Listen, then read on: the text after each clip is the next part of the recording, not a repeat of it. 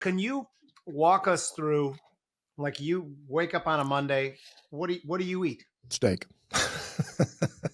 I'm serious. So no butter, Well, no I mean, anything. Literally, you can watch his YouTube and you'll see his I've diet. probably, Like, without exaggeration, I've been doing this nearly 8 years. I've probably consumed, and again, without exaggerating, close to 10,000 steaks in 8 years. I mean, I eat 2 or 3 steaks every single day. I average about 3 pounds of red meat every single day. I've been doing so.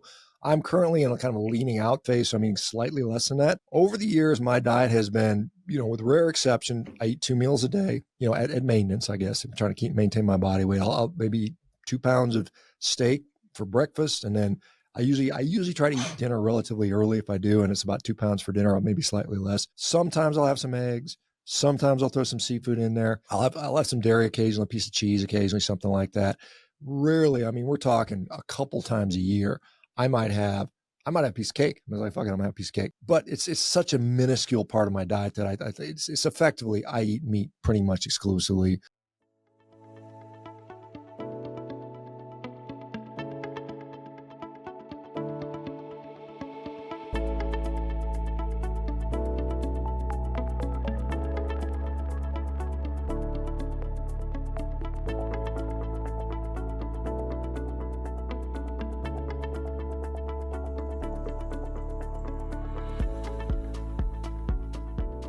Welcome to the Future's Edge. I am Jim Iuorio. That's Bob Iaccino. Today is a special show. As you guys who watch the show know, that 60-70% of it is hardline finance, macroeconomics, and trading. But then the other 30 to 40%, we do pop culture, we do health, and we do policy, not politics. Never politics, always policy. Our special guest today, and Bobby and I did not do this on purpose, but we both wore our tight black t-shirts because he's extremely fit, and we want to show him that we're maybe not in his league, but we're not miles off. Okay. Good for but you it is guys. Dr. Awesome. Shawn Baker of the Carnivore Diet fame. And you have another company too that's helping people with their fitness journey. What's it called? Our company is called REVERO.com. It is basically all 50 state licensed physicians that are there to, just basically what I think the way medicine should be practiced. We should be getting people off meds. We should be treating a root cause of disease and not just chronically medicating people. So that's what we do there. So REVERO.com. So here, this is my history, and I don't want this to make it about me at all, but for just a minute, is that I've trained kids through their fitness journey for about the last 30 years, probably 500-600 kids. It sickens me when I see the obesity and I think that whatever metrics they're using to measure right now are ridiculously inadequate. I think in the last 4 years, and maybe there's a small percentage of the population that's gotten fit and taken things seriously and changed their life, but there is a much, much bigger portion of the population that has gained a shit ton of weight. I see it everywhere I go, riding the L. It's amazing. This is by far the worst health epidemic I've ever seen. How did you get into this and get into your line? Yeah, well, I mean, I'm a physician. So, I mean, I went through the conventional route of becoming an allopathic physician. I was an orthopedic surgeon. So I used to replace knees and shoulders and fix fractures and do sports injuries and so on and so forth. And my whole life, I've always been an athlete. So that's always been sort of who I am, basically. But it's been about 10, 12, 15 years ago now, I started to have this sort of realization that I'm getting older and not doing as well as I want to. I'm still trying, but I found that by kind of radically altering my nutrition that I, experienced tremendous health benefits. And there was a period of time where I was replacing, as a community, we were replacing people's knees, and we had a lot of obese patients, and obese patients just have higher complication rates. There's just no getting around it. They're harder to operate on. They get infected more often. They have blood clots more often. They just have worse outcomes across the board.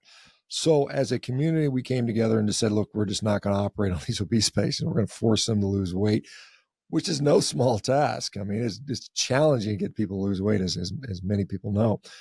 And during that process, I started, recommending diets that were, kind of low in sugar and grains and lower carbohydrates. And lo and behold, not everybody would do that. I mean, most people, probably 80% of people said, no, I'm not going to change my diet. But of those people that did do that, a significant portion of them would come to my office 2 weeks afterwards and say, hey, you know what, doc, I know we're scheduled to have surgery in 6 weeks, but my knee doesn't hurt anymore.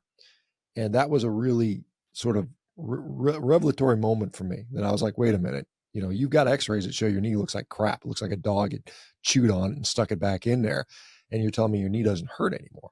Well, if your knee doesn't hurt anymore, we don't really have a good reason to do surgery on you. And that's really what kind of was the genesis of me sort of delving into this in a more, kind of in a very significant way. And so now, as I mentioned, I am wholly in on board on lifestyle, nutrition, sleep, exercise, all those things, which are so incredibly important. The things that we often ignore as physicians. I mean, we clearly do. I mean, we kind of give lip service to that, but there's no real teeth into that message. It's more just, medicate and, and manage symptoms and do that ad infinitum, which is to the detriment of really everybody involved, except for the people that make a lot of money off of that. Or for those, that's a great model. Dr. Baker, first of all, I want to start by thanking you because I have, first of all, I don't even like calling it the carnivore diet. I really don't. It's kind of annoying because the whole diet thing makes it seem like it's a fad, it's temporary, it's something that you're almost like it's a challenge of sorts, which I don't like. Lately, I've been talking to some people about it, mostly people that I care about, but I never really wanted to evangelize for it. But I do want to thank you because I've been doing it probably for it's a little under 6 months now. And it's been physically life-changing. And just if I could, normally my diatribes before the question are much longer than the question. And I'm going to do that here as well, just for a minute. I promise to get to questions. Normally Bobby has a 2-nap question. You're very well rested after 2-nap question. So I moved to Florida about 3.5 years ago now. And I watched your video where you said you were really happy to have access to the beach and all that. And I would highly recommend it. Okay. Even wait for the house prices to go down, whatever you want to do. But I stepped out of my car one day, got a diagnosis of a partially torn meniscus. I didn't twist it. I didn't do anything. I just stepped out of the car. The next thing you know, I'm limping. I can't put weight on it. And it's that point where I realized I was about 214 pounds at the time. I'm only 5'9", inch and a half taller than Jim. Bullshit.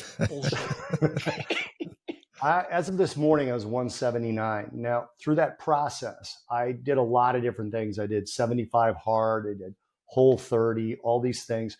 But the one thing that never changed was my desire to get to the end of whatever I was doing so that I could go back to some of these foods and behaviors that I was still craving. Okay. Going 100% animal-based, other than the coffee that I just drank here, my espresso, has taken those cravings away completely. Now, what is that physiologically, chemically? What is that? What's happening there? Because now the one thing is, I remember doing Whole30 where I was like, I can't wait to have a big bowl of pasta with some shaved Parmesan on it and just, maybe even some ravioli and some meatballs and whatever else. I don't crave it anymore. And that's where I've gotten some pushback from some of my family members for trying this, is because they have said things like, I want my cravings. Yeah. Well, I mean, first of all, just some of the things you referenced, doing the 75 hard and all these other things that we do, getting good sleep, supplementation, none of that makes a hill of beans difference if you don't stop poisoning yourself. And so, you got to stop poisoning yourself. And I'm not saying that vegetables are trying to kill you, but a significant portion of our U.S. food supply literally is that. All the crap that is friggin' illegal in half the world, we just, consume by the bushel. There's these ingredients so you got to cut all that ultra processed garbage out first of all. And the thing is that if you were to take somebody who's an alcoholic and said, hey man, just on the weekends just have a couple martinis, you're good. That ain't working. It just does not work. So there is some component of hyper palatable, hyper addictive food that is known on. We have food scientists whose job it is to literally create addictive food. That is their job. I've talked to them and they feel really bad about it in retrospect. I spent my whole career addicting people to garbage and I feel awful about it. So that certainly exists. There's these new drugs on the market. They've been around for a while, but the purpose for weight loss, these sort of GLP-1 receptor agonists, Ozempic, Mounjaro, Wegovy, and some of the other ones, tirzepatide, they act on something called an incretin hormone, which there's a couple of them in our body, GIP, gastric inhibitory peptide, GLP-1, glucagon-like peptide 1. And beef actually has a profound similar effect in a very physiologically appropriate way. So you sense that satiety that you don't normally get when you're eating chips and salsa or whatever it might be. You just can't stop eating the stuff because there's no real satiety associated with that. So that's one aspect of it. The other aspect of it is, those foods that we have a hard time giving up or we are sort of addicted to, they reinforce that behavior. They actually rewire our brain in a way. We see new neural synapses that are formed that encourage that behavior. And the food scientists know this. I mean, they designed this intentionally. They're like, oh, look, it lights up this brain circuit and it rechanges our brain so we can't stop eating this stuff. I mean, this stuff has been known for 40 or 50 years, and we still sort of continue to perpetuate that by just the behaviors that we have. And so it's like, sometimes you need to have total abstinence to free yourself of the effects of these things because they are wildly addictive. And I know there's people say there's no such thing as I mean, what drives me crazy is you have all this whole dietitian industry saying there's no such thing as bad food, everything in moderation. And yet you've got literally fluorescent blue Captain Crunch flavored artificial maple syrup. And you're telling me that's food? No, it's not. No one should be eating that garbage. And there's a lot of foods like that. And yet we have this whole industry that is well-funded and propagandized to tell you that you can eat anything and it's all good food. When this stuff didn't even exist on this planet, 20 years ago. And now we're eating 70% of our diet is ultra-processed food. So it does have a profound effect on satiety. And you're not the first person to say it. And oh, by the way, people that go carnivore will often find that, hey, they don't feel like drinking anymore. They don't feel like drinking alcohol. We've got alcoholics that are like, I don't really need that shit. It's people crazy. Can give up cigarette smoking more easily. I mean, it's just all tied into the brain physiology in a very significant way. And that's something I've been observing for years and years now. It's just really kind of an interesting thing. And so, it's people say I can't do it, it's too restrictive, but it's also very extremely freeing. It's like I'm no longer held captive by the sway of this hyper palatable stuff. I mean, I literally can be in a room and I'm a guy I used to love desserts, man. I used to say, hey man, eat dessert first because you never know when you're going to die. I mean, that was my attitude up until a certain sooner if you eat dessert first. Right. So now I can be, and I still find those things tasty. They still taste good to me, but I really literally don't want them. I'm like, yeah, I don't need it. I'm good. I'm happy with my damn steak. And it's like, I'm not depriving myself. I mean, hell, I eat ribeye steak most days. It's like that. That's like, when do you ever cheat? Every day is a cheat meal for me. I'm eating good stuff every day as far as I'm concerned. That's the amazing part of it, Dr. Baker, to me, is that, so we went out the other night and I want to go to Jimmy, but we went out the other night and there really wasn't anything pure carnivore on the menu. So I got a piece of chicken Parmesan, which, was breaded and probably fried in olive oil. And, but I was able to eat it. The part that was getting me was the tomato sauce. But now I know I have problems with nightshade fruit or vegetables. I mean, the tomatoes have bothered me when I've re-entered them in after being sort of on this diet. It takes away the stress of knowing what to eat. My wife and I never go, so what should we have tonight? We never say that anymore because we always know exactly what we're going to say. And to your point about sweets, the two people I was with, my wife and another friend, ordered dessert. I had one bite. I didn't need any. I didn't want any more. I've never left dessert on the table unfinished. Go ahead, Jimmy. No, so you briefly tangentially mentioned alcohol. Now, the answer to this question is going to be very, very important for me. So I eat not a carnivore diet, but it's a high protein, high fat, low inflammation diet, very, very little sugar. I'm proud of my diet, but I am a one, martini a night guy, Tito's vodka. Am I just blowing it all by having a drink at night? Well, I mean, alcohol is not a health food. I mean, and I get it. I mean, I have in the course of a year, probably the equivalent of 2 bottles of red wine in an entire year. I mean, that's the extent of I just don't have a great desire to do it. I'm always, doing things athletically and pushing myself. And that to me doesn't contribute positively in any significant way. Honestly, you have to say, hey, look, am I better with or without it? And test it yourself. And if it's not a significant difference, then hey, life happens and life is, you've got to make compromises to some degree. I mean, there's air pollution. I mean, I can't go live into the hills of live in the mountains of Himalaya to avoid air pollution. I mean, there's these things that are there that are going to be there. Now, is it 1 martini a night or is it 3 on the weekend? There's a point where there's an accumulative effect. And for me, there's some things that just quite honestly, they're not good for us. But I mean, again, it's there's the dose makes the poison. How often are you doing it? What does it lead to? If the martini then leads to, hey, let's have two, and then all of a sudden, hey, let's order dessert, and it sometimes causes other downstream negative effects. And so if you're very disciplined, Right. then, and some people can handle that. But I mean, I know there's a lot of evidence to say alcohol in moderation, a glass of red wine a couple times a week is actually associated with better health outcomes. I think in recent times, more people have come to the conclusion that alcohol is it's just not good for us, regardless of the amount or the type. So like everyone else, I'm a human being. I'm pretty damn strict on my diet, but I have a piece of cake every once in a while. I've said that many times. I'm not like a reverse vegan where I've got this ideologic, oh my God, I'm saving the tomatoes type of thing. I don't care. I could care less. All I care about is, how I feel and how I perform. So, I mean, the short answer is probably a minimal amount is for most people okay. You got to test it yourself to see if that's truly beneficial. The funny thing you mentioned that alcohol oftentimes leads to bad decisions, which my whole dating life was based upon that premise, and it worked out okay. So, but I know this is just out of curiosity because the answer to this question might not necessarily further this conversation. But I look at the FDA, USDA health pyramid or food pyramid, whatever the hell that bullshit was that they unveiled back in the 70s. It almost seems like we can all agree that it was just a massive mistake, ridiculous. 80% of your calories shouldn't be coming from simple carbs, whatever it was.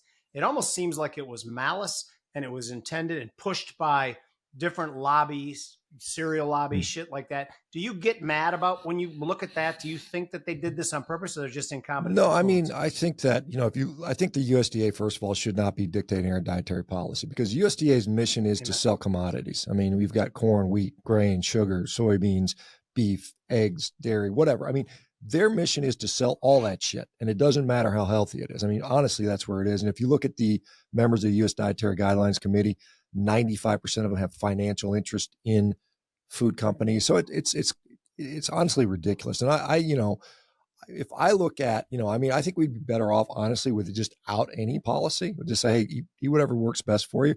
I mean, Brazil, for all the problems they have currently, had at least at one time what I thought was a reasonable food guideline. It was basically minimize or limit processed food, cook your food at home, and eat food with people you love. And I think that probably is a hell of a lot better advice than limit your saturated fat to 10% and cut your added. It's just crap. I mean, it's really, again, this everything in moderation policy. Sell all our commodities in moderation. In fact, it's interesting because I've been trying to get the beef industry to help fund some studies on this carnivore diet because I think it is so incredibly necessary and needed because, there's a lot of people doing it anyway. We might as well research it and see what the hell is going on here. And even the beef industry itself, they get money. They obtain money through what's called the beef checkoff, which the USDA kind of oversees. And they're not allowed to say like beef is good and sugar is bad. That's verboten. They cannot disparage any other commodity. And this is the way this system works. Sell all the commodities. We want to keep everybody in business. And I get that. You want to run the economy. You want to have a thriving supermarket and restaurant scene and processed food scene. But the downside of that is we got a lot of sick people. And it is seriously negatively impacting our health as a society, our economy. You got a bunch of sick people, hell, 25% of people are walking around with some kind of mental illness and on meds for that. How can we have a functional society when everybody's freaking crazy or nuts or scared or violent or anxious? That doesn't add up. So anyway, that's some of the bigger picture stuff that we got going on. You can even see it in the hospitals. I had a relative I'm very close with have a stroke recently. And they're talking about opening up both carotid arteries, right? Yeah. Both sides. Both were blocked. One was like 95, the other was like 79. Had a massive stroke. Luckily, no after effects. And we go to see him in the hospital and he's got Jell-O and pudding and a hamburger on a soft white bun. He was able to get a vegan burger if he wanted, but they still brought the bun. I'm looking at this and I'm going, this is completely insane to me. I have a list of questions for you. And obviously a lot of them come from me having eaten this way now for about 6 months. And I got to stress to people watching this again, I had shoulder pain, lower back pain, left knee pain, gone inside of 3 weeks, gone. Okay. I had a little bit of lethargy for about the first 10 days or so. And then all of a sudden, just boom, through the roof. So I started talking to people that I cared about, family members and things. Other than that, I don't care. I go to a restaurant, I order a steak. That's what I do, right? Nobody asks me because I'm ordering a steak. It's not like you're ordering a nut loaf with parsnip gravy, which people would ask a question about. I'm ordering a steak. Nobody even bothers. So people don't bother you. The cholesterol conversation, Dr. Baker. Obviously, that's probably what you get first and foremost. How do you address that? You talked in one of your videos about a study that had just concluded about 2 years of a longer term study where there were lean mass hyper responders. Can you talk about all that? Yeah. So, I mean, first of all, I am not of the opinion that we should ignore cholesterol. I mean, I think there is some relevance to that. I think it is a problem for a large percentage of people. The question we have is, can you negate the risk of cholesterol by dialing in everything else, by being lean, by being in a low inflammatory state, by having good glycemic control, being quote unquote metabolically healthy? Because if we look at something called metabolic syndrome, LDL cholesterol is not part of that equation. It's basically glycemia, it's obesity, it's HDL, it's triglycerides. I mean, those are the things that form the metabolic syndrome. There is a study that came out of Denmark last year that looked at people with something called a CAC score, it's a coronary artery calcium score. And if it was 0, which means you have no evidence of heart disease, the LDL cholesterol over a period of time had no bearing, 0 bearing. But if your CAC score was positive, then it did have a bearing. So it seems to be a dependent variable. That is to say, it's important, but it depends on other things. And what are those other things? And those things are still things I think we're still kind of discovering. There is a large study going on that Matt Budoff at UCLA through the Lundquist Institute is doing right now. The preliminary data was released, which was quite interesting. Basically, they took people with enormously high cholesterol. We're talking LDL cholesterol, 300, 400, 500. If you walk into your doctor's office to that, they're going to be like, the doctor's going to have a heart attack, freaking out. He's going to send you to a cardiologist to the cath lab right away. So we got this population that was older, like average age of 55, so perfect prime age to see heart disease. And they did high-level scans, angiography, CT angiography studies on these people, and they compared them to a similar age cohort of healthy people. And what they saw was 0 difference in the amount of plaque in their heart, in their arteries. So there was no change. Wasn't the median age around 50? I think it was around 55. Like so no difference in this subset of people who had been on a very low carb, high fat, super high cholesterol diet for at least 5 years. So, the critics will say, well, it's not long enough to see anything. And what we have right now, and it's not been published yet, so it's coming out probably this summer. They follow these people for 1 year, which is what they do for the drug trials. I mean, it's good enough for the drug trials. In fact, Matt Budoff is one of the world leading authorities on how fast plaque can progress on CT angiography. So he's the guy. The guy said 6 months as long as you need to show a difference, and they did it for a year, and they're going to do it for another 3 years, I think, on top of that. So that data likely will show no progression of disease in these people with this super high cholesterol. So that's not everybody in the population, but it is a subset of people. So if you get yourself metabolically fit and healthy, there is some indication that the cholesterol may not be driving the heart disease like it does for the vast majority of the population. And the doctors are usually right, because the vast majority of the people that roll into the doctor's office, they're sedentary, they're pre-diabetic, they're overweight. They just don't take care of themselves. And so the question becomes, what if you do all the things right? Is it still an issue? And the answer to that right now, I would say, is we don't know for sure, but there's seemingly more evidence that it's probably not the concern that we're led to believe.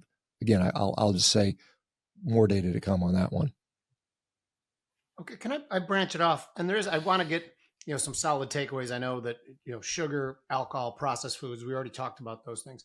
We're going to talk about something else real quick, in the relationship to cancer, and cancer being potentially a metabolic disorder. I mean, in the 1930s, Otto Warburg won a Nobel Prize for trying to prove that cancer was a metabolic syndrome. I do the ice baths because one of the reasons I do is I believe that potentially it could be sucking glucose out of the blood, bringing it to the brown fat, all that. I don't know where you stand on those things, but can you talk to what research has been done on cancer and its relationship to the carnivore diet, its relationship to not having all that processed junk in your body? Yeah, well, I mean, I think that when we look at cancer, is because everybody will say, well, red meat is associated with colorectal cancer. And this is, 2015 World Health Organization, IARC, back in Lyon, France, made a proclamation. They said, well, look, unprocessed red meat is a class 2 carcinogen, meaning probable carcinogen. And the basis of that was basically almost completely based on epidemiologic surveys, which are fraught with confounders and problems and not very good science. And everybody admits it's not very good science. There were a couple of rat studies that were also utilized in that, and almost no actual human interventional data was used in making that proclamation. And that proclamation was wildly contested within the committee. There was a whole bunch of dissenting voices. One of them, forget the guy's name right now, I'll think of it in a minute, but David Clearfield, was it Professor David Clearfield? He basically said this was the most frustrating experience of his entire career because they literally ignored all the data that went against their basically preconceived result. World Health Organization, right? Also, again, heavily funded by Bill Gates, who's heavily invested in fake meat. So there's some conflicts of interest in there. And something like 30% of that panel was vegan, vegetarian, or Seventh-day Adventists, which are religiously opposed to eating meat. So there was a lot of problem with that. There's been a number of studies since that time that have come out and said this isn't good science, and we've got data that shows that that's not really, there's no real strong link between that. But to your question about how do we prevent cancer, gosh, if we look at some of the other risk factors for for cancer, and they're kind of the same, cardiovascular disease runs the same way. Obesity, probably one of the bigger ones. I mean, gosh, almost most major cancers are strongly correlated with obesity. What does a carnivore diet do generally to obesity? It eliminates it. When we talk specifically with colorectal cancer, if you have inflammatory bowel disease, Crohn's disease, or ulcerative colitis, your risk for colorectal cancer, according to some studies, is increased by 3,000%. That's a 30x increase, right? What does a carnivore diet do to people with Crohn's disease and ulcerative colitis? It basically clears it up for most people, for many people. In fact, we've got a study coming out, a case series that'll be done partially at Harvard and with some other researchers where I help compile that. So, Otto Warburg's, the metabolic theory, Thomas Seyfried is another proponent of this. He's over at Boston University, I believe.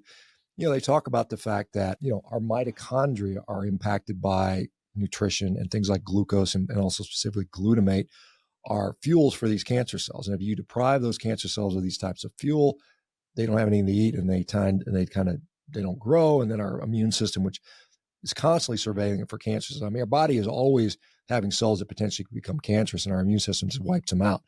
So by enhancing our immune system, by not feeding the cells, we kind of tip the scale in the favor. At least that's the theory, the metabolic theory on this. And there's, as far as research, I mean, there are some case reports in brain tumors, things like glioblastoma multiforme, which are really aggressive brain tumor, astrocytomas and things like that, where they have kept the cancer in complete remission for, more than 10 years, which is wildly longer than the normal life expectancy. So there is some data, early data coming out on that. There's a lot of study on ketogenic diets, for instance, looking at cancer.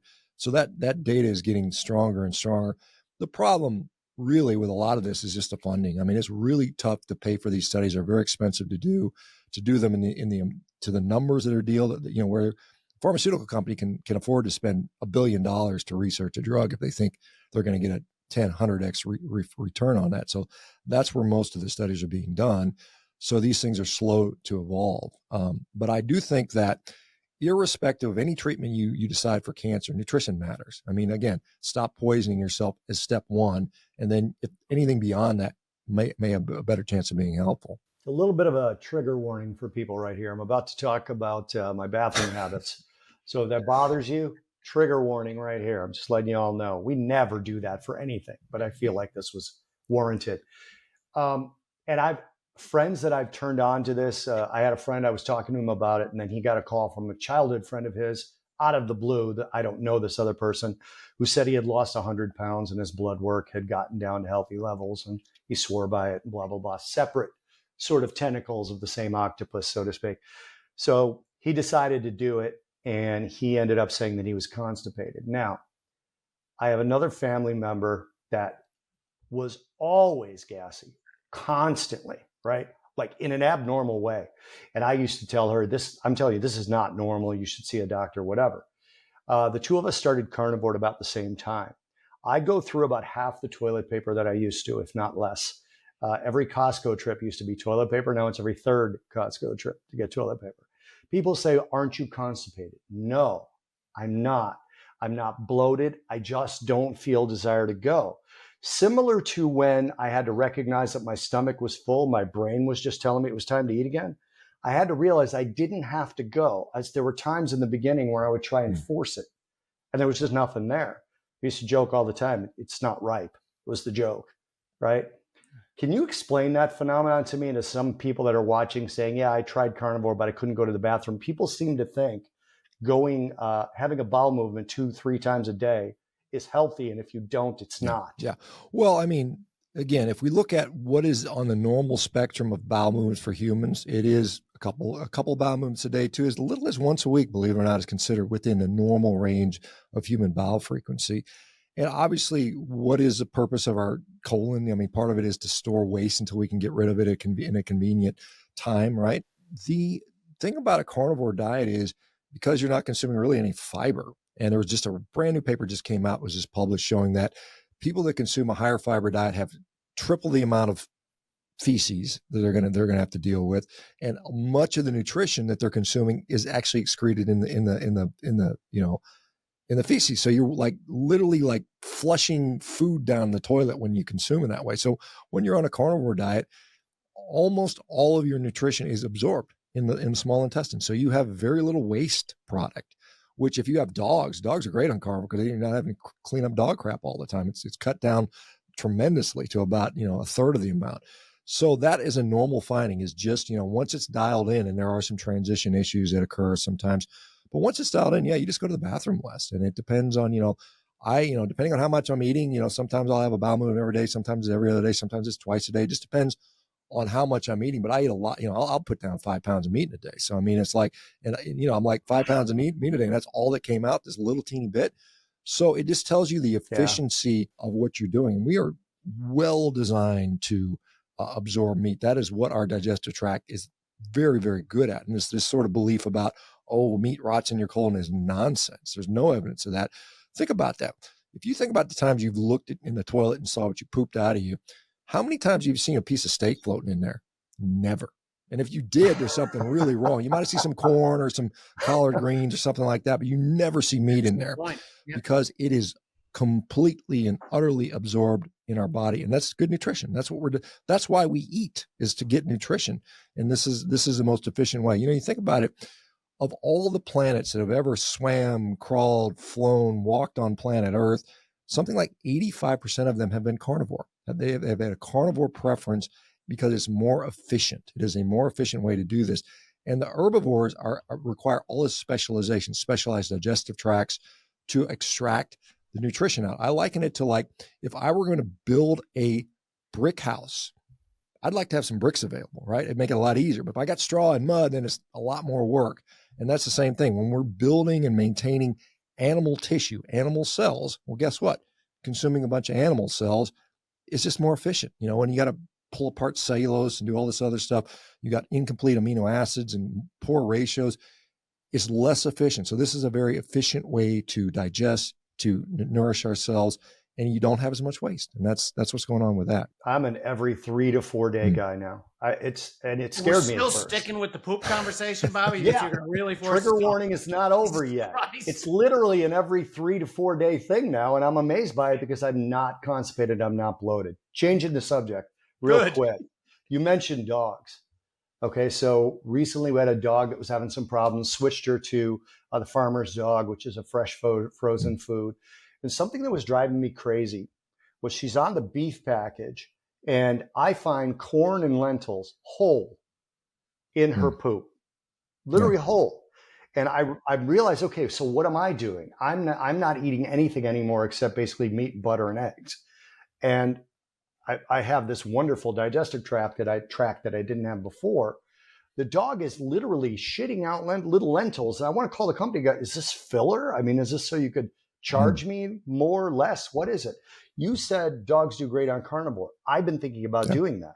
What do? Just you throw beef raw? Yeah, I mean, my dogs literally eat, it's kind of crazy. They eat a pound of raw meat a day. I mean, I've got 2 dogs. One's about 50 and one's about 20. And I take a pound of meat and I give the bigger one most of it and the little one less of it. That's it. Sometimes I'll throw a little bit of, there's a dried chicken treat that's pure chicken that I'll throw in there, but that's it. And they've been doing this for like, gosh, 6-7 years. And my oldest is a 12-year-old golden retriever.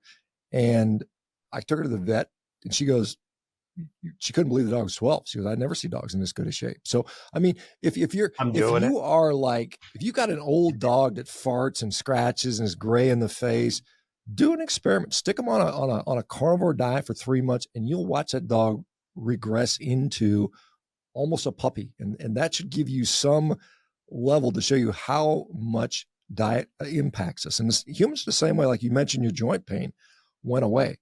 I mean, I'm 57. I'm out here having aspirations of dunking basketballs and doing all this crazy crap that most 57-year-olds wouldn't even think is even remotely possible. And the only reason I can do that is because my damn joints don't hurt. Because I can train, I can run around and jump and spring and hop like I did when I was in my 20s and 30s. But most guys in their 40s and 50s, that's off the table because they hurt all the damn time. And diet does impact that. And that's something I had to learn the hard way as an orthopedic surgeon. I went into orthopedic surgery because I didn't want to deal with all the crap of, patients eating garbage and not taking their pills like the general practitioners do. I thought, I'll just, hey, somebody breaks their arm, I'll throw a plate on there, get them back to business. If their knee hurts, I'll replace their knee. And that works to a degree, but 80-something% of what I saw was, as I realized, was just people's bad habits. Their metabolic disease manifesting as orthopedic problems. And so once I realized if you fix the metabolism, you fix that garbage diet, get people to stop poisoning themselves, most of these orthopedic issues go away. And then all of a sudden you got people that are like, shit, I feel 20 years younger.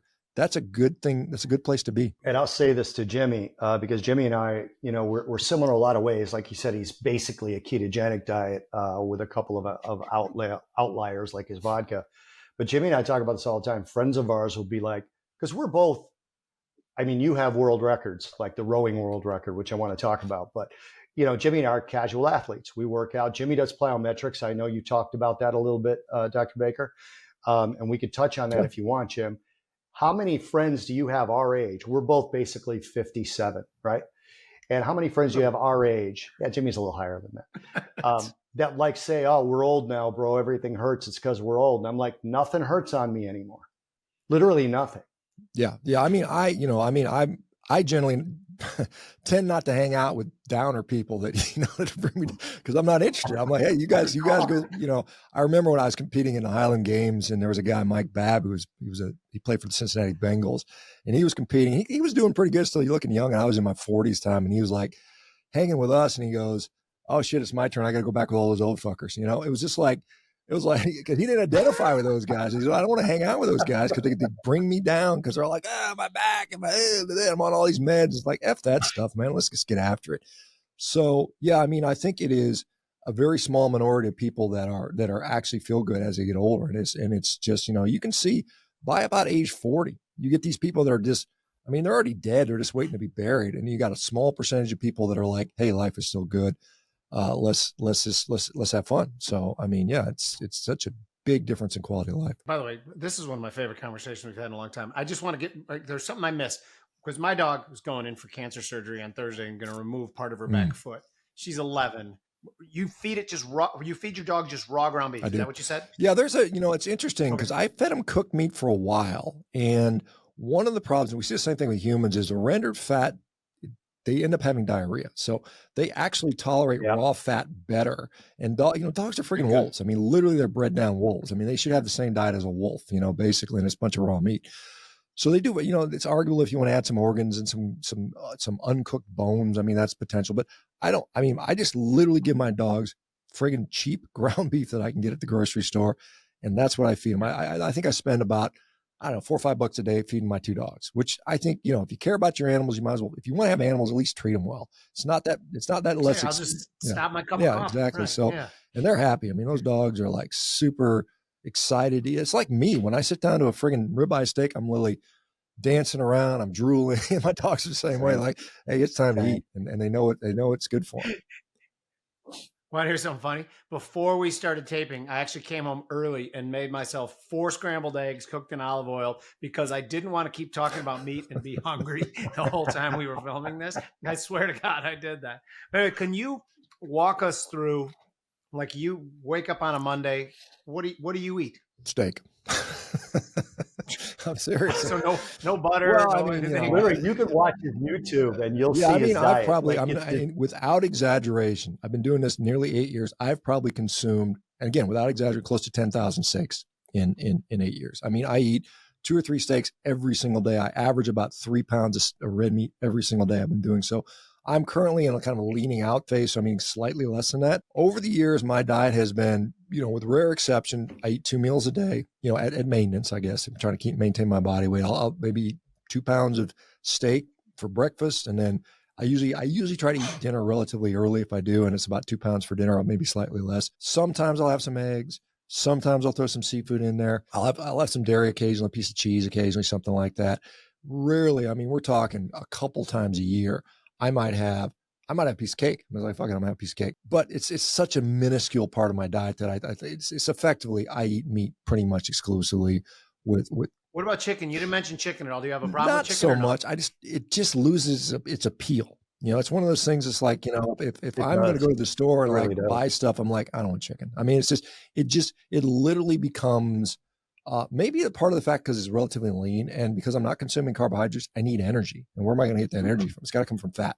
So red meat has enough fat in it to where, that you can get those energy requirements. And you think about like, if we go back to like historically, like ancient humans, and we're like trying to optimize how many calories we can get, and our hunting capacity up prior to about 80,000 years ago was a spear. I mean, that's what humans used for the 300,000 years prior to that, or 200,000 years prior to that, rather.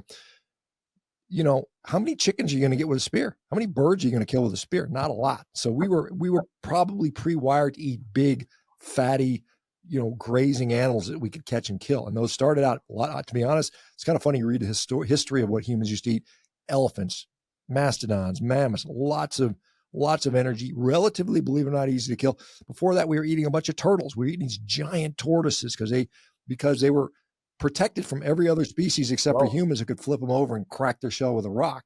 So we started, all these fatty, there used to be gazillions of these giant turtles walking around everywhere because nothing could kill them until we showed up on the scene. And then we crushed all the turtles and then went through all the mammoths. And once our food supply ran out, now we got to chase little antelopes around, which are leaner. And then we got to add plants to that because there's not enough fat. So that's kind of the reason I don't generally consume chicken.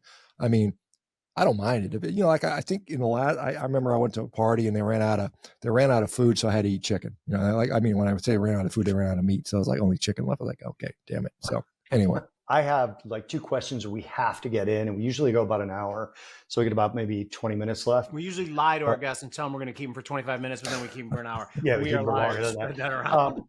Really quick, I want to ask this question because I have a relative who actually reached out to me about the way that I was eating because she saw my weight loss and she said, you actually look like you were reversed aged.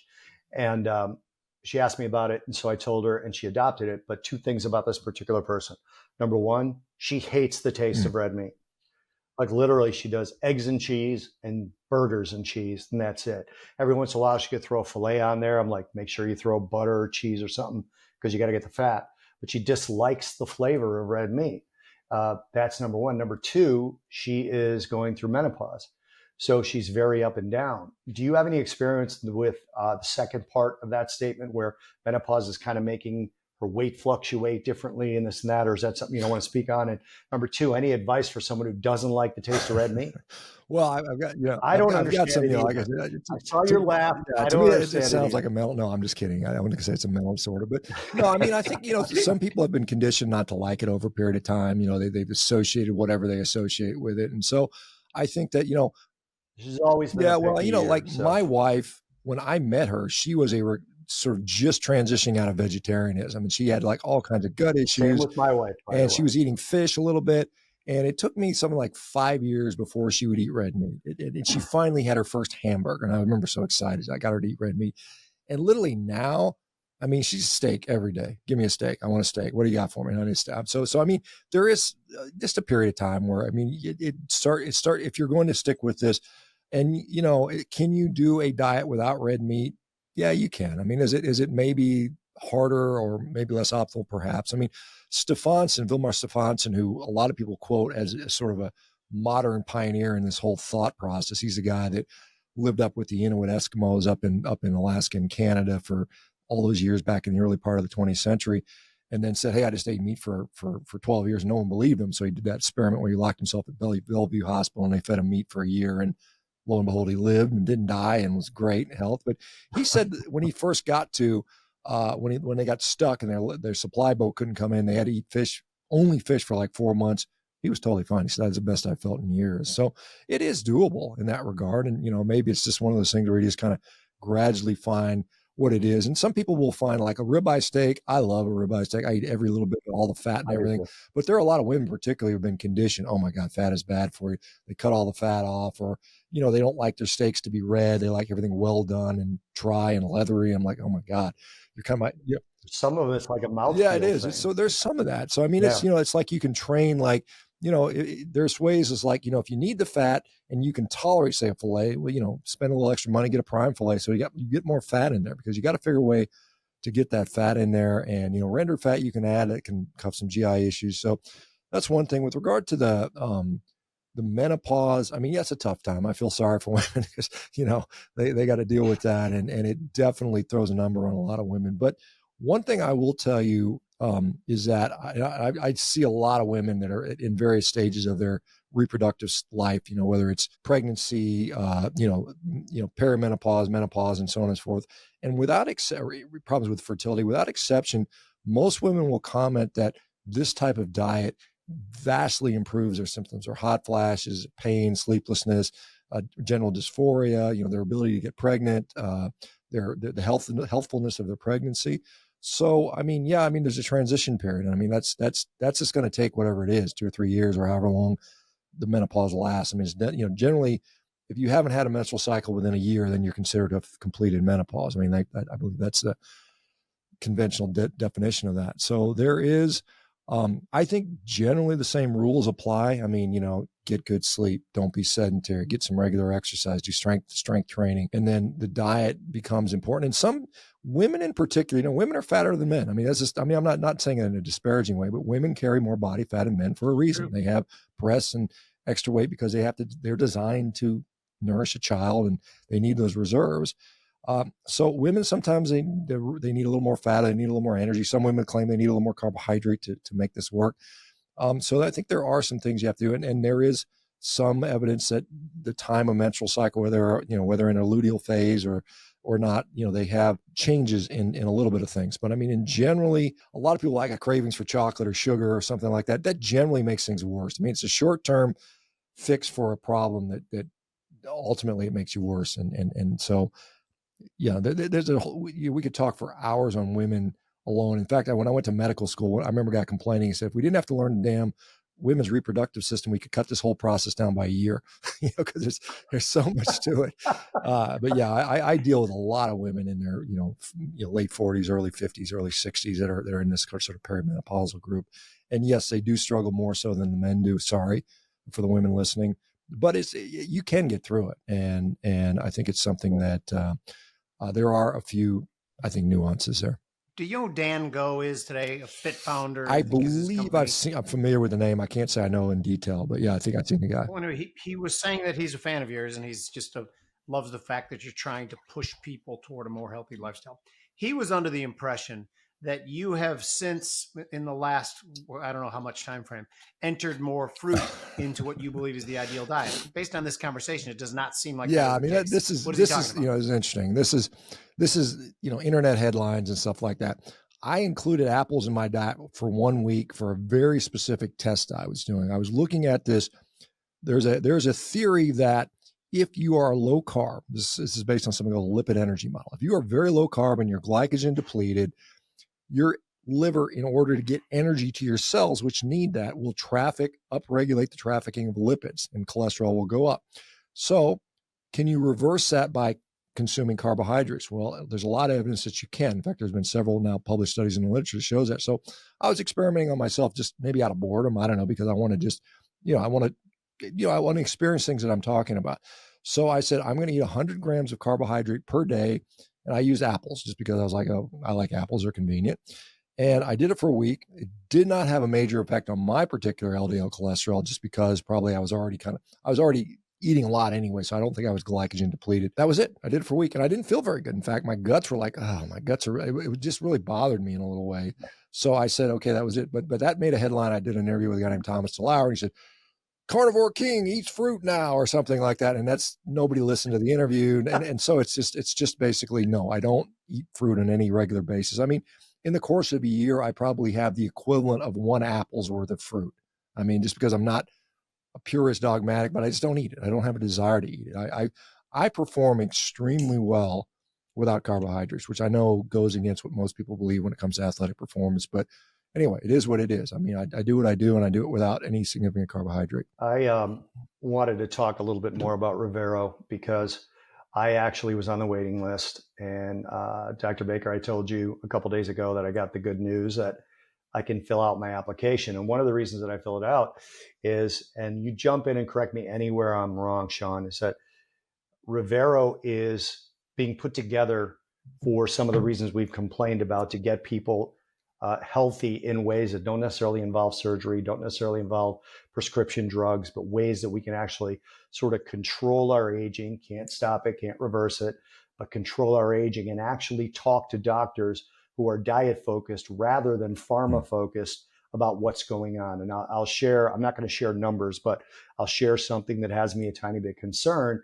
I have always had triglycerides higher than the medical profession believes to be safe.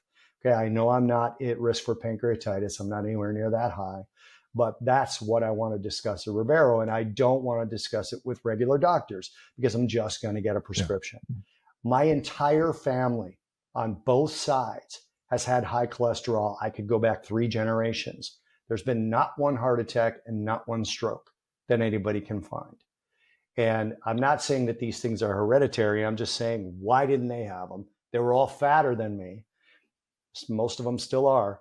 And they all had this high cholesterol. And I want to know what's going on with myself and if there's changes I can make. So I just want to mention REVERO again before I ask you one more question. What is the triglyceride sort of fear level that somebody should have? Because you already said they shouldn't dismiss cholesterol. You said it's not the factor alone. There's other things that are involved. So can you talk a little bit about triglycerides? Yeah, well, I mean, firstly, thanks for mentioning REVERO. And again, we have physicians that are all, like you said, they're focused on diet, nutrition, lifestyle, rather than just pharma first. It's sort of like it should be. It should be the reserve for the last resort. And hopefully we can de-prescribe rather than prescribe for the majority. So triglycerides are obviously a risk factor for cardiovascular disease. That's well established, and the upper limit of normal is usually quoted as like 150 milligrams per deciliter, I believe. And, you see some people where it's in the thousands, and yeah, you're right. Some people will develop pancreatitis when it gets really, really high.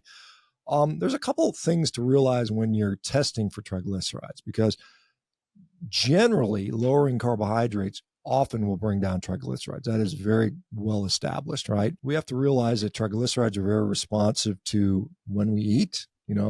Things like coffee can impact that. One of the things I will say with a carnivore diet, when we'll go back to the bathroom thing a little bit. When we eat a steak, like if I throw down, a 24-ounce ribeye, or sometimes I'll put down more than that, it's not going to be digested and disposed of within 6-8 hours. I mean, that ain't happening. I mean, it's literally, we talk about these drugs, GLP-1 receptor agonists, right? Beef is actually slowing our digestive tract down. As soon as those little beef molecules, the amino acids and fats, start getting into the distal small intestine, into the ileum, and the L cells start sensing it, all this GLP-1 is released, and it tells the gut, slow everything down. We got stuff we need to absorb. So it slows everything down. So you're actually digesting a steak for maybe 12, 16, 18 hours. And in that period of time, if you test your blood, your triglycerides are likely to be high because you're still postprandial. It's not a fasting number.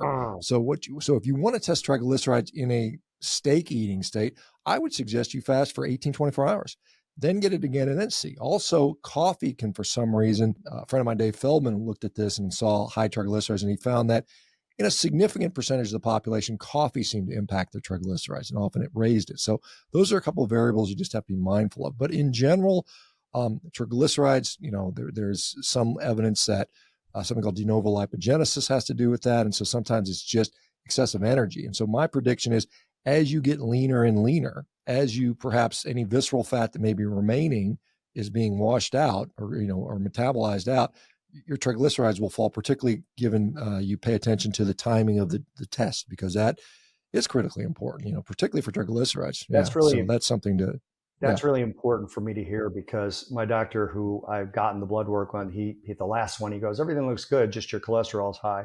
And I realized the last 2 batches of blood work were not fasted, not even close.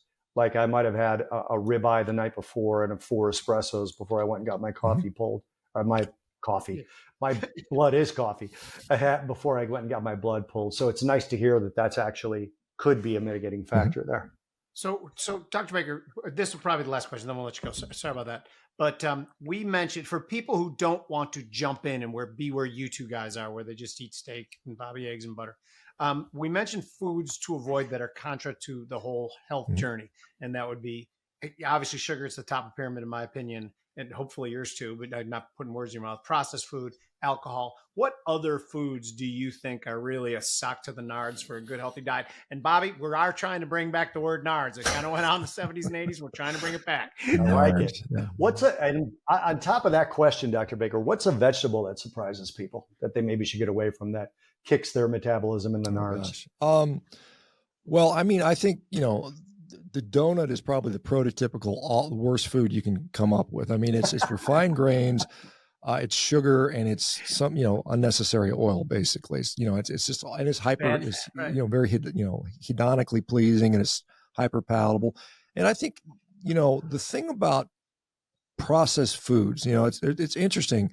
There's a guy named Darius Mozaffarian, who's at Tulane University, who's been criticized wildly for his association with the Lucky Charms or healthier than beef study. But among the data that he's put out, which I think which is interesting to me, is that over the last, about 20 years, I mean, certainly, we've all seen everybody get fatter and fatter, but the caloric consumption has not gone up significant in the last 20 years. Now, from 1960 to about the early 2000s, yes, we saw about a 500 calorie increase per capita, per person per day. But after that, subsequent to that, we don't eat that much more calories, but the BC rates are skyrocketing still. And one of the things he points out is when you hyper process foods, when you turn food into powder, you think about it. If you and I were to go out in the woods and get dinner, we would not come back with powder. There's no powder out there, right? And so that powder dramatically alters the surface area. So when you're eating cakes and flours and sugars and even protein powders to a degree, that powdered stuff is absorbed in a very different way. It's absorbed very rapidly in the proximal or the upper part of the intestines. Whereas before, if it's not powderized, well, some of it makes it farther down the chain, and then the microbiome eats it. So the microbiome can eat up to 22% of our calories. So if the microbiome is not getting the food because it's all processed and we suck it all in, guess what? Even though we eat the same amount of food, we're actually absorbing more calories. So I think in general, just avoiding ultra processed foods. And I know there's people out there say there's not all bad. There's some good ones. Look at whey protein. But in general, if you make it a rule to not eat packaged processed stuff, we heard it, avoid the center of the grocery store. I mean, that's pretty true. Just avoid all that crap and stick to whole foods with single ingredients. There shouldn't be an ingredients label. If you're eating ingredients, you're eating the wrong food.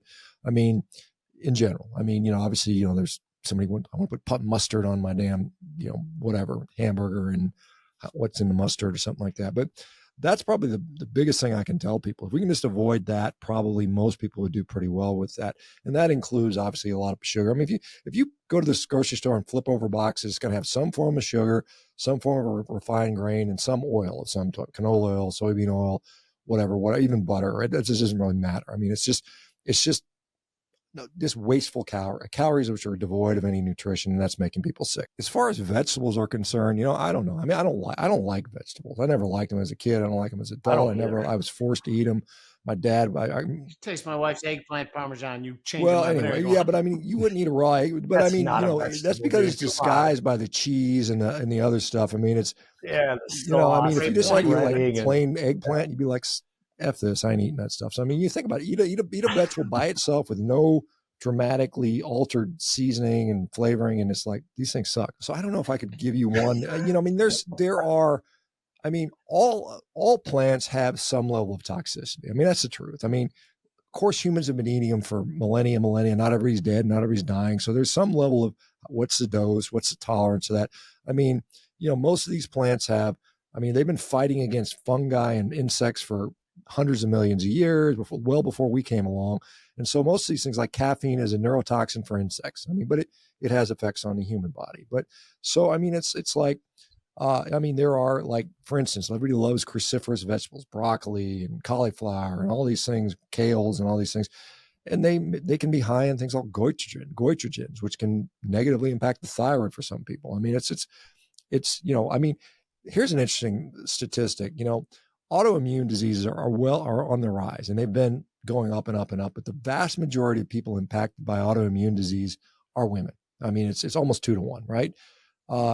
Interestingly, and I know this is correlation, somebody goes, no, just correlation, but interestingly, women are far, far more likely to eat way more vegetables than men do. Is there a relationship there? I don't know. I do know that when I get people with autoimmune disease and I pull the vegetables out, a lot of times their autoimmune disease goes away. So, it's just, obviously we need to do studies on this, and hopefully there are some forthcoming. I'm like I said, I've been trying to get funding for these studies, which I think are very much needed. I can imagine people out there, why the hell would you be studying the bad effects of vegetables? We can't get people to eat enough of them. But it's like, you need to know. You need to know if something's actually a problem for you. And the easiest way, in absence of some, well-funded RCT, randomized control trial, just try it yourself and see, hey, let's see what happens if I give up the vegetables for a week. Because a lot of people honestly do better without, I talked about that, a lot of people, women in particular, they're so used to bloated guts. They're just like, they're in there proud of their little food baby. And they're like, oh, look at me in my leotards, and now my guts looks like I'm 3 months pregnant. And they said it's normal. And I would argue vehemently it's not normal. And like, we have this condition called IBS, irritable bowel syndrome, which now some studies suggest up to 20% of the population is affected by that. And it's probably accurate. It might even be higher. And in my view, IBS should not be called irritable bowel syndrome. It should be called you're eating the wrong damn food.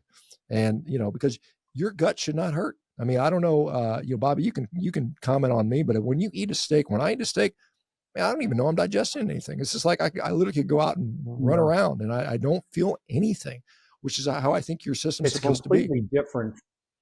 It's completely different from when I used to eat steak along with other foods. Like if I ate a steak sandwich at Joe's Stone Crab in Chicago and I dunked it in the horseradish sauce with the onion roll, and I had the French fries and the salad with it and stuff. The next day I'd be like, wow, that steak is just sitting in my gut. Yeah, well, it's a filler. It's all that a filler. That wasn't exactly. It. The steak doesn't. So I know we're running out of time, Jimmy. I'm sorry. I got one more question I promised I would ask. You got to rein in this circus occasionally. I know. We need to have another hour with I'll be you a happy couple of months from now. That's fine. Yeah. But it just, the last thing I have to ask is seed oils. They obviously just fall under processed foods, right? And is olive oil a seed oil, considering that olive oil is a fruit? Well, the short answer is olive oil is not a seed oil technically. We have been eating olive oil for a long time. That goes back to, the ancient Greeks and probably other places, I imagine, all throughout the Mediterranean where they grow. I think the seed oil thing is an interesting debate. I don't eat them because I just don't eat processed food. I have no reason to eat them. One, I think, they mess me up. Well, yeah, it's just, to me, the animal fats taste better. They have better performance characteristics in many ways. If you want to cook a steak, cook it in tallow or ghee or, duck fat or something like that.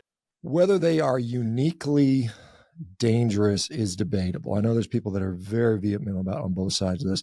I think there's no downside to not eating them, in my view. And like I said, if you were to say I'm not going to eat anything with seed oils, you would probably eliminate 95% of the ultra processed foods out of your diet just by doing that one thing alone, because they're in everything. They're cheap. They're basically useless calories, and all they do is fatten people based on their caloric content alone. And do they have additional oxidative damage or inflammatory properties? That's debatable depending on who you talk to and which research they're citing. But again, I don't think there's a real negative for eliminating them for most people. Most people who have said to me, I need to have my salad, I've said to them, have it without the dressing and tell me what you think. Because it's a vehicle for the dressing. It's a vehicle for dressing. Olive oil, you're sort of okay with at this point. You haven't. It doesn't worry you. Good. I ate a lot of olive oil. And I can't believe you didn't give the Italians credit when you have Bobby Iaccino and Jimmy Iuorio interviewing you. You gave the Greeks credit. Well, maybe I don't. Maybe you can educate me. Who invented olive oil? We will never admit the Greeks invented anything, so it doesn't really matter. We'll never admit it. Can you do me a favor? Can you spell REVERO so people can find it's REVERO. REVERO. REVERO.com. You can go there. We've got something now like 10,000 people on the waiting list. So I mean, I know Bobby, you got the letter, but we're open because so we're not having to sell anything for you. We have to, we have to like match the number of patients with the number for us. So we're hiring more physicians. We've got a lot of doctors who want to work for us because they're tired of the system too. They're just tired of the BS and they want to just actually help people. So it's really cool. That there is enough reason to talk again, man. I just feel like I threw words in your mouth, so I can't say goodbye without. You have no problem with olive oil. You just don't eat it. Is that right? I don't. Well, I mean, words I think if you're going to exclude an oil based on things that you think might be a problem, olive oil is probably one of the better ones out there, to be honest. I mean, there are people that have salicylate sensitivities, and there are potential issues for some people, but for the vast majority of people, like I said, I don't think everybody on the planet needs to be on a carnivore diet. I've never said that. You'll never hear me say that. But there are some people that have, gluten intolerance is well understood these days, even though a lot of people are skeptical about it, but there's some pretty good research on that. There are problems with all kinds of food problems. And you just have to recognize that just because people said eat your vegetables doesn't mean that, your grandma tells you they're good for it. There can be problems. There really are people that have issues with this. And you have to be open-minded enough to say, maybe I don't need to be eating, a pound of spinach salad every day. Maybe that's actually a net negative for me. I used to do that stuff. And I remember I gagged those damn spinach salads down because I put, and I put all the balsamic, vinegar and olive oil and eggs and bacon bits and, cranberries and nuts on there. And that's the only part I like. I didn't like the spinach, but I ate it because I thought I had to. And then, it turns out maybe I don't need to eat that stuff. By the way, Jimmy and I think Italians invented steak too. So we think we invented everything. Maybe they did too. Yes. Okay, we have to call it now. I got work too. I got a haircut appointment. But thank you so much, Dr. Shawn Baker, for being here. This has been one of my favorite conversations. This has gone a solid 10 to 15 minutes longer than most of our podcasts do. However, I'd like to thank you guys watching the most. Remember what Bobby and I's mission is. And by the way, this was in just this whole week on NBC Local Chicago News. They're doing the introduction to the vegetarian vegan diet. And they have 10 minutes of every newscast in the evening. My wife has it on, which is irritating to me. But anyway, and they're doing it. So the mainstream media that Bobby and I were once a part of and we broke up from, we believe they're lying to you. We believe they're not furthering your interest. They're furthering the interest of the sponsors. That's why we're doing this. Do we have an axe to grind against them? Yes, we do. Do we plan on eventually taking them down and creating the world's largest media empire? Yes, we do. Thank you, Dr. Shawn Baker, and thank you guys for watching us. Thanks, guys. Thank you, Shawn.